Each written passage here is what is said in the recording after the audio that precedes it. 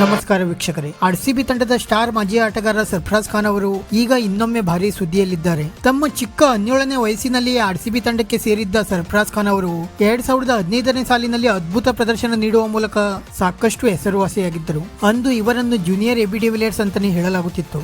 ಆದರೆ ನಂತರದ ದಿನಗಳಲ್ಲಿ ಅತ್ಯುತ್ತಮ ಪ್ರದರ್ಶನ ನೀಡದ ಕಾರಣ ಸರ್ಫರಾಜ್ ಖಾನ್ ಅವರು IPL ನಲ್ಲಿ ಅಷ್ಟೊಂದು ದೊಡ್ಡ ಮಟ್ಟದಲ್ಲಿ ಉದಯೋನ್ಮುಖ ಆಟಗಾರನಾಗಿ ಬೆಳೆಯಲು ಸಾಧ್ಯವಾಗಲಿಲ್ಲ. ನಂತರ ಇತ್ತೀಚೆಗಷ್ಟೇ ನಡೆದ IPL ನ ಆಕ್ಷನ್ ನಲ್ಲಿಯೂ ಕೂಡ ಸರ್ಫರಾಜ್ ಖಾನ್ ಅವರನ್ನು ಯಾವುದೇ ತಂಡ ಕೂಡ ಖರೀದಿಸಲು ಮುಂದಾಗಿರಲಿಲ್ಲ. ಆದರೆ ಈಗ ಭಾರತ ತಂಡಕ್ಕೆ ಆಯ್ಕೆಯಾಗಿರುವ ಸರ್ಫರಾಜ್ ಖಾನ್ ಅವರು ಇಂಗ್ಲೆಂಡ್ ವಿರುದ್ಧದ 3ನೇ ಟೆಸ್ಟ್ ಪಂದ್ಯದಲ್ಲಿ ಅದ್ಭುತ ಪ್ರದರ್ಶನ ನೀಡಿದ ನಂತರ IPL ನ 3 ಫ್ರಾಂಚೈಸಿಗಳು ಇವರನ್ನು ಖರೀದಿಸಲು ಆಸಕ್ತಿ ತೋರುತ್ತಿವೆ ಎಂದು ಮೀಡಿಯಾ ರಿಪೋರ್ಟ್ಸ್ ಗಳಿಂದ ಮಾಹಿತಿಗಳು ಲಭ್ಯವಾಗುತ್ತಿವೆ.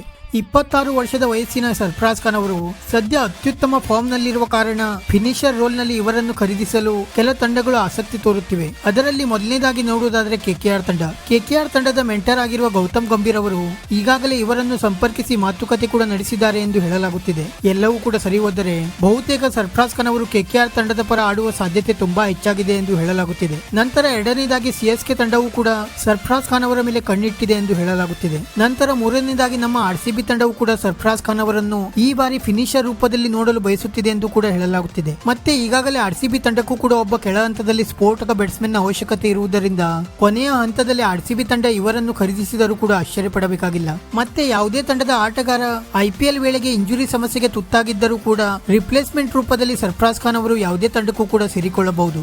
ಸದ್ಯಕ್ಕಂತೂ ಸರ್ಫರಾಜ್ ಖಾನ್ ಅವರು ಭಾರಿ ಸುದ್ದಿಯಲ್ಲಿದ್ದು ಯಾವ ತಂಡಕ್ಕೆ ಸೇರಿಕೊಳ್ಳುತ್ತಾರೆ ಎಂದು ಕಾದು ನೋಡಬೇಕಾಗಿದೆ. ವೀಕ್ಷಕರೇ, ನಿಮ್ಮ ಪ್ರಕಾರ ಸರ್ಫರಾಜ್ ಖಾನ್ ಅವರು RCB ತಂಡಕ್ಕೆ ಸೇರಬೇಕೋ ಬೇಡವೋ ಎಂದು ನಮಗೆ ತಪ್ಪದೇ ಕಮೆಂಟ್ ಮೂಲಕ ತಿಳಿಸಿ. ವಿಡಿಯೋ ಇಷ್ಟ ಆಗಿದ್ದರೆ ಲೈಕ್ ಮಾಡಿ ಮತ್ತೆ ಚಾನೆಲ್ ಅನ್ನು ಸಬ್ಸ್ಕ್ರೈಬ್ ಮಾಡಲು ಮರೆಯಬೇಡಿ.